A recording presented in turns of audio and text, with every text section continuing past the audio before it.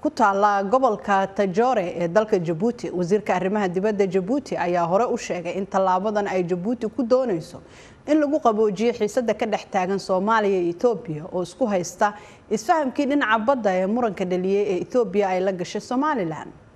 Maxamuud Ali Yuusuf, wasiirka arrimaha dibadda ee Djibouti ayaa sheegay inay muhiim u tahay Djibouti oo dhaqaalaheedu uu ku tiirsan yahay ganacsiga caalamiga ah iyo maraakiibta in ay haysato ganacsiga Itoobiya oo aanu uga leexan dekedaha kale ee gobolka sida Casab iyo dekeda Berbera ee Somaliland. wasiirka arrimaha dibadda Djibouti Maxamuud Ali Yuusuf ayaa warbaahinta Djibouti ee RTD u sheegay in dawladdiisu ay ku yaboohayso in dekeda Tajore ay si wada jir ah u maamulaan Itoobiya, balse waxa uu beeniyay in ay qorsheynayaan inay gabi ahaanba u gacan gelinayaan Itoobiya. Ce que nous avons proposé aux Éthiopiens, ce n'est pas de vendre le port de Tajora. Il n'a jamais été question de céder. waxaan u bandhignay Itoobiyaanka ma ahayn inaanu ka iibino dekeda Tajora. Arrintu marnaba ma aha iibinta ama ka tanaasulidda dekeda Tajora. Waxaa jira tusaale cad oo inoo muuqda. Tusaalahaasi oo ah shirkadda tareenka ee isku xidha labada dal. Shirkaddan oo ay labada danba shuraako ku yihiin. haddii aynu eegno faa'iidada Djibouti ugu jirta waa in ay sii haysato macaamiisheeda. haddii runtan isku sheegno berri waxaa la furi karaa dekeda Casab. dabcan qayb ka mid ah macaamiishu halkaas ayaa laga yaabaa inay u wareegaan. qaar kale waxaa suurtagal ah inay u wareegaan Somaliland.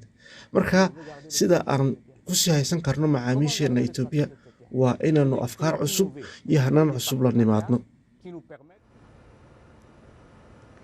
dekeda Tajore ayaa waxaa dhismaheeda uu ku kacay 60 milyan isla markaana waxaa la furay sanadkii 2017 waxayna ku dhagan tahay gacanka cadmeed iyo waliba badda cas taasoo kamid ah marinada ugu waaweyn caalamka ee ganacsiga badda. dhinaca kale safiirka Djibouti ee Mareykanka Maxamed Siyaad Ducaale ayaa VOA-da u sheegay in uu Maxamed Saciid Ducaale ayaa u sheegay in VOA-da inuu rajeynayo in dekeda ay Djibouti u soo bandhigtay Itoobiya ay xalin doonto muranka ka dhashay heshiiskii Itoobiya iyo Somaliland. It's offering a pathway to resolve the tensions. waxaa la soo jeedinayaa waa waddo ama qaab lagu xalinayo xiisadaha u dhaxeeya Itoobiya iyo Soomaaliya. Itoobiya waxay doonaysaa marin badeed, laakiin Soomaaliya waxay leedahay ma heli kartid. haddii aad rabto marin, dowladda Soomaaliya ayaa ah kaliya cidda sharciga u leh inay ogolaato arrintaasi. Somaliland ma aha dal la aqoonsan yahay. sidaas darteed soo jeedintayadu waxay dabooli doontaa baahiyaha iyo danaha muhiimka ee Itoobiya. waxayna ka caawin doontaa in la xaliyo xiisadda uu kiciyay heshiiska is-afgaradka ah ee muranka dhaliyay. waana rajadayada. waxaanu Itoobiya la leenahay iskaashi ganacsi oo aad u wanaagsan oo heerkiisu aad u sarreeyo. dowladda Itoobiya ayaan ilaa iyo hadda si rasmi ah uga jawaabin yabooha Djibouti ah in Itoobiya ay isticmaasho dekeda gobolka Tajora. mas-uuliyiinta gurmadka degdega ee Falastiiniyiinta ayaa maanta sheegay in 40 qof ay ku dhinteen 60 kalena ay ku dhaawacmeen weerar gantaalo oo Israa'iil ku qaaday xarun samafal oo ku taala koonfurta marinka Gaza. warbixintan ayaa waxaa soo koobaya Xuseen Barre Aadan.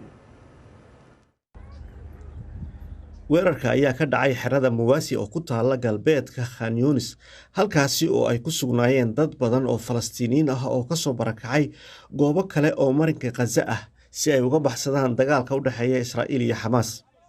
militariga Israa'iil ayaa sheegay inay beegsadeen saraakiil sarsare oo ka tirsan Xamaas oo ay ku jiraan dhowr taliyayaal oo si toos ah ugu lug lahaa weerarkii Oktoobar ee Xamaas kaas oo horseeday dagaalka haatan socda. Israa'iil ayaa sidoo kale diiday tirada khasaaraha iyagoo ku eedeeyay Xamaas in ay ku shaqaysanaysay goobaha bini'aadantinimada iyo xeryaha. bayaan ka soo baxay Xamaas ayaa beeniyay in dagaalyahanadoodu ay ku sugnaayeen goobtaasi amaba xeradaas. muuqaalo lagu baahiyay baraha bulshada ayaa muujinayay godad qoto dheer oo ay dadku ku isticmaalayaan qalabka qodista iyo gacmahooda si ay ugu qodaan burburka iyo ciidda. ilaalada madaniga ee Gaza ayaa sheegay in qoysas lagu dilay teendooyinkoodii. dhinaca kale xogayaha guud ee qaramada midoobay Antonio Guterres ayaa isniintii shalay sheegay in qaramada midoobay ay soo jeedisay in ay gacan ka geysato kormeerka xabad joojin kasta oo mustaqbalka lagu joojinayo dagaalka Gaza, laakiin ay tahay mid aan macquul ahayn in la fisho in hay-adda adduunka ama qaramada midoobay ay si toos ah u maamusho dhulka ama ay keento ciidan nabad ilaalo ah. Antonio Guterres, xogayaha guud ee qaramada midoobay, ayaa wareysi u siiyay wakaaladda wararka AP waxa uu sheegay in qaramada midoobay ay diyaar u ahaan doonto taageeridda xabad joojin kasta, laakiin waxa uu sheegay inaanu rumaysnayn in Israa'iil ay aqbali doonto kaalinta ballaaran ee qaramada midoobay.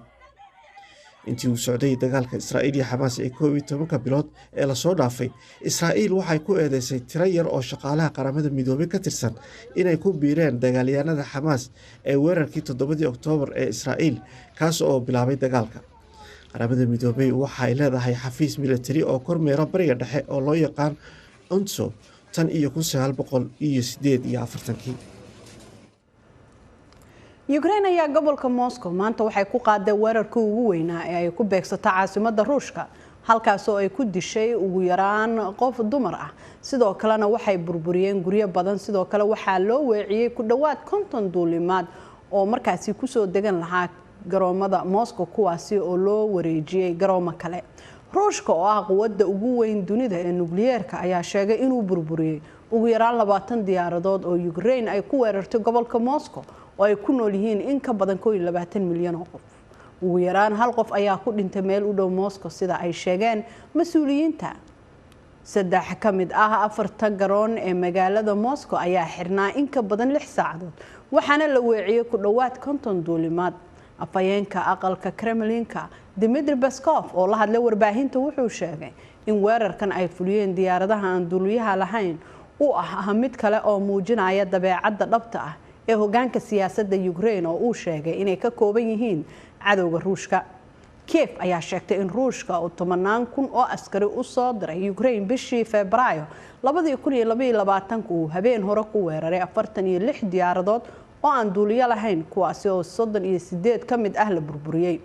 diyaaradaha aan duuliyaha lahayn ee droniska ayaa lagu weeraray dalka Ruushka, waxaana ay waxyeello ka soo gaartay dhismayaal dabaqyo dhaadheer oo ku yaala degmada Ramenskoye ee gobolka Moscow, iyagoo dab qabadsiiyay guryo dabaqyo ah sida dadka deegaanka ay u sheegeen wakaaladda wararka ee Reuters.